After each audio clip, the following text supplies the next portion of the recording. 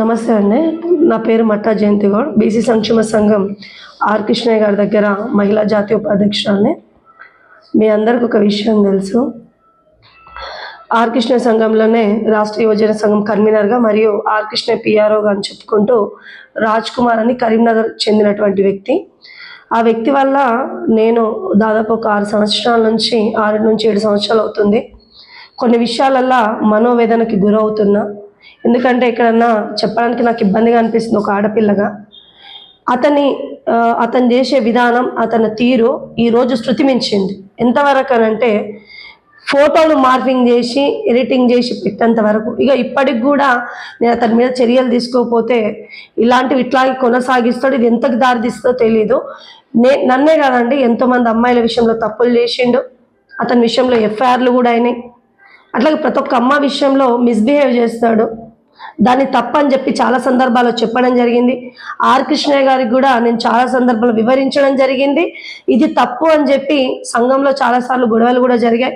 ప్రతి క్షణము తను నేను తిడుతున్నా చేస్తున్నా కూడా తనలో మార్పు ఏ రోజు రాలేదు. ఈరోజు ఎంతకు తెగిడ్చిందంటే ఒక ఆడపిల్లను కూడా చూడకుండా నలుగుట్లో నేను తలదించుకునే విధంగా ఫోటోలు ఎడిటింగ్ చేసి పెట్టేంత విధానికి తను డైరెక్ట్గా పెట్టకుండా తనకు సంబంధించినటువంటి ఒక మహిళతో ఫోటో పెట్టించడం జరిగింది. తన మీద షీటీంలో కంప్లైంట్ ఇస్తే వాళ్ళు మాకు కన్సల్ట్ పోలీస్ స్టేషన్ నల్లకుంట పిఎస్లో ఎఫ్ఐఆర్ చేయించడం జరిగింది. నేను కోరుకునేది ఒక్కడే, నేను కూడా ఒక జాతీయ ఉపాధ్యక్షురాలుగా నేను మాట్లాడట్లేదు, నేను ఒక సాటి మహిళగా. ఎందుకంటే నేను ఒక సంఘంలో ఉంటూ నాలాంటి వాళ్ళకి రక్షణ లేకపోతే సాటి మహిళలకు ఎలా రక్షణ ఉంటుందని చెప్పి నేను ప్రశ్నిస్తున్నా. నేను ఆర్ కృష్ణయ్య గారికి కూడా ఒక విజ్ఞప్తి చేస్తున్నా మీ మీడియా ద్వారా.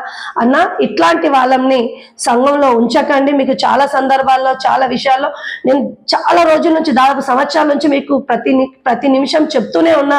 కానీ తను చేసినటువంటి పనిని మీరు సమర్థిస్తున్నారా లేకపోతే పోనీలను వదిలేస్తున్నారో మాకు ఆ విషయం అర్థం అవ్వట్లేదు. కానీ మీ సమర్థించడం వల్ల ఎంతో మంది మహిళలకు అన్యాయం జరుగుతుందన్న విషయం మాత్రము మీరు గుర్తించాల్సిన అవసరం ఉంది. ప్రతి నిమిషం కూడా మీరు మహిళలకు రక్షణ కల్పించాలని అంటున్నారు. మరి మీ సంఘంలో ఉన్నటువంటి వ్యక్తి మాట్లాడితే మీరు అంటాడు, నువ్వు కూడా మా సంఘమే, వాడు కూడా మన సంఘమే అంటాడు.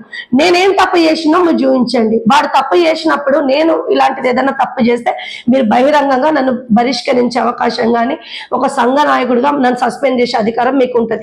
మరి ఈ రోజు ఈ విధంగా ప్రవర్తిస్తుంటే, అమ్మాయిల పట్ల ఈ విధంగా చేస్తుంటే మీరు ఎందుకు తన్ని హెచ్చరించకుండా ఎందుకు సపోర్ట్ చేస్తున్నా నాకు తెలియజేయాల్సిన అవసరం ఎంతైనా ఉంది.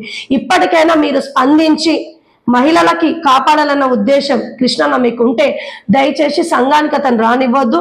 అతని మీద పోలీసులు పూర్తి స్థాయిలో విచారణ చేస్తున్నారు. కంప్లైంట్ ఇచ్చేంత ముఖ్యంగా మన షీటీం పోలీసులతో పాటు మా కన్సల్ట్ నల్లకుంట పిఎస్ అధికారులు కూడా వాళ్ళు విచారించడం జరిగింది, ఎఫ్ఐఆర్ తీసుకోవడం జరిగింది. ఎందుకంటే వాళ్ళు మహిళల పట్ల పోలీసులు ఎప్పుడైనా సరే వాళ్ళకి అండగా ఉంటారు. ఈ రోజు నేను వెళ్ళి ఒక సంఘ నాయకురాలు అని చెప్పేసి నేను అక్కడ పిటిషన్ ఇవ్వలేదు. ఒక సాటి మహిళగా నాకు అన్యాయం జరిగింది. దాని విషయంలో ఎందుకంటే చాలా మంది అంటారు, నువ్వు ఒక బీసీ సంఘంలో ఉన్నావమ్మా, నువ్వు కృష్ణన్నకు చెప్పొచ్చు కదా పిఎస్ వరకు ఎందుకు వెళ్ళినావు అని చెప్పి కొంతమంది నాతో మాట్లాడడం జరిగింది. ఇది కూర్చొని మాట్లాడే సమస్య కాదు. ఒకవేళ మాట్లాడినా కూడా నేను అన్యాయం అవుతా అని చెప్పేసి నాకు ఆ విషయం అర్థమయ్యే నేను చట్టపరంగా వాడి మీద చర్యలు తీసుకోకపోతే ఇలాంటివి ఎన్ని చేస్తున్న ఉద్దేశంతో అలాగే పోలీసులను ఆశ్రయించడం జరిగింది, అలాగే మీడియాను కూడా ఆశ్రయించడం జరిగింది. మీ మీడియా ద్వారా నేను కోరుకునేది ఒకటే, నాలాగా ఏ అమ్మాయి కూడా మోసపోకూడదు, నాలాగా ఇట్లా బాధపడే పరిస్థితి రావద్దు నేను కోరుకుంటూ నేను సెలవు తీసుకున్నాను.